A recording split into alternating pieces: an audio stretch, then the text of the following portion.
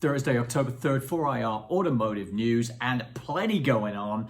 We've got estimates for the EV sector, how that's due to take over the internal combustion engine. We've got GM goes Alexa, new autonomous braking system, new EV record has just been set, speed record that is, and it isn't Porsche and it isn't Tesla, so wait and see.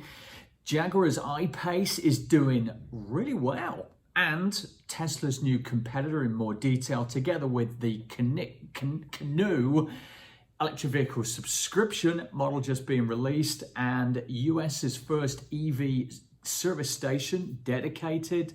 And if we got time on the end, and don't split it into a second show, we got the Tesla bit going on. See you in a minute.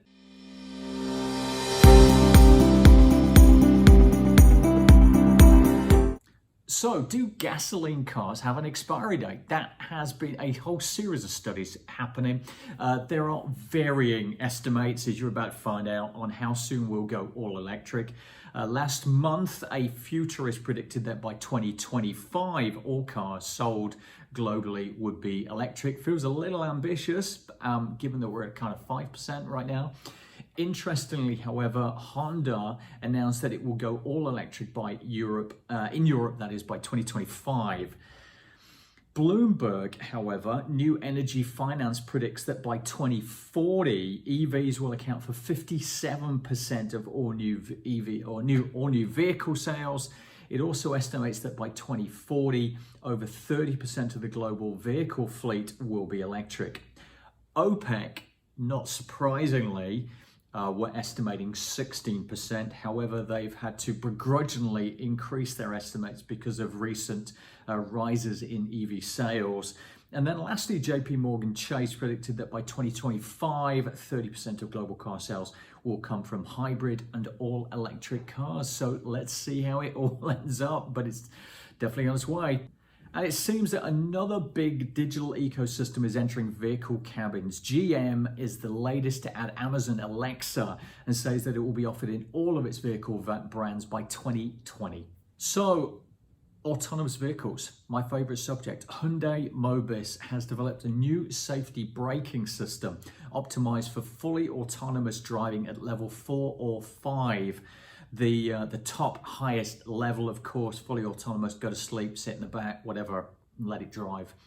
Hyundai Mobis redundancy braking system is what it's called, features an emergency brake system that is activated by itself, even if the standard brakes do not work normally due to failure of electrical devices or external shock. A new top speed world record has been achieved in whisper silence. That's because it's EV, I guess. That's because it was set by the Genovation GXE, an all-electric 800 plus horsepower sports car based on the C7 Corvette. The car set its record for the world's fastest street legal all-electric car, posting a top speed of 210 miles per hour, which tops its previous mark of 209 miles per hour. This run was completed on a 3-mile runway over at the Kennedy Space Center in Florida, with renowned top speed test driver Johnny Bomer at the wheel. Unlike any other recent top speed that went officially unverified, Genovation brought the International Mile Racing Association to record, witness, and certify its achievement. There we are, it's the Corvette. So the Jaguar I-Pace electric car has become the top-selling pure electric vehicle in the UK. In the second quarter of 2019, during the April to June period among EVs, with the Renault Zoe and Volkswagen e-Golf coming in right behind.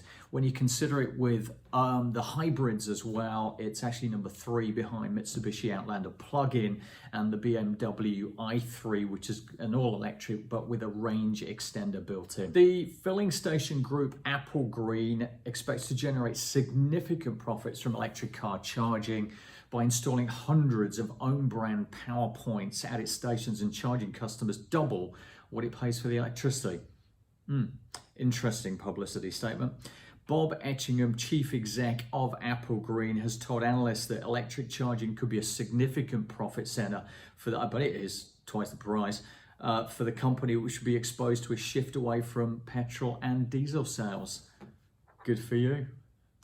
There's a new EV brand on the block, and it's chosen a handful of target cities to show off its high-performance sedan with lofty ambitions to take a chunk of the market share from the hot-selling Tesla Model 3.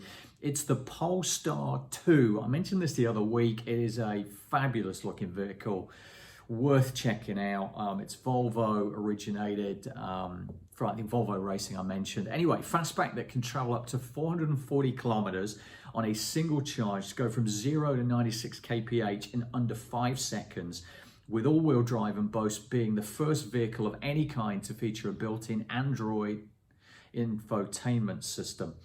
The launch edition that rolls out in the first half this year costs $63,000. Prospective buyers can get in line by putting down a $1,000 reservation. Get in there, sounds interesting, hey? Canoe, an LA-based company, has unveiled its eponymous flagship vehicle, the world's first subscription-only EV. The car maker decided to make their vehicles a 1-month payment subscription service in order to free its customers from the burden of ownership, according to the company. The subscription prices include registration, maintenance, insurance, and charging. The company describes the car, which can seat up to 7 people, as an urban loft on wheels with seats that look more like a sofa than traditional car seats.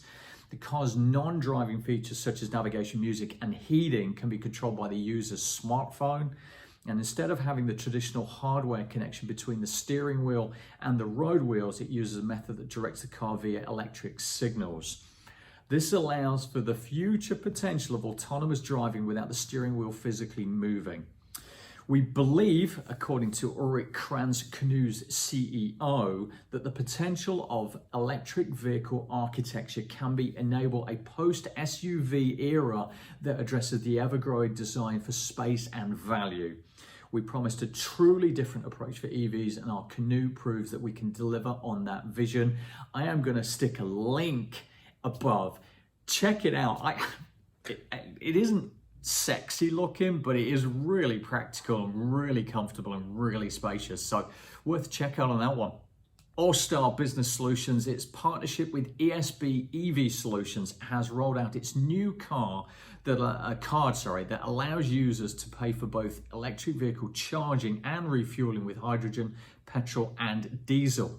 Dubbed All-Star One Electric Card, the new offering has been introduced to support fleet managers to adapt to full electric or hybrid vehicles.